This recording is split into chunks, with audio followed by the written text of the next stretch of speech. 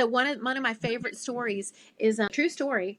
A blind girl took the bus to work, but then they rerouted the bus system in her city, and so it changed her commute every day from 15 minutes to over 2 hours.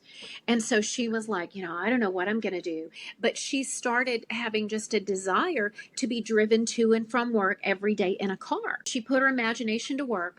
And she literally sat in her living room and on purpose imagined this car ride. She engaged all of her imaginary senses, like she felt herself seated in the car. She listened to the humming of the motor. She sensed the movement of the ride and like smelled the smell of like gasoline and stuff like that.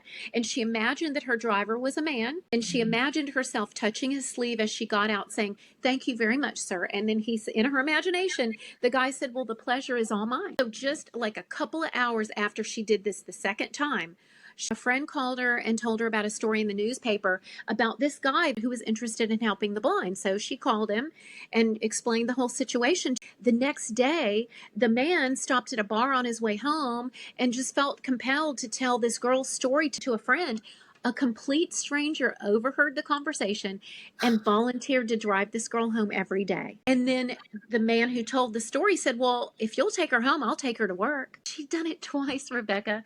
And sure enough, as the girl got out of the car after her first ride to her office, she turned to the driver. She said, well, exactly what she said in her imagination. She said, "Thank you very much, sir." And you guess what he said, right? Exactly what she heard in her imagination exercises. The pleasure is all mine.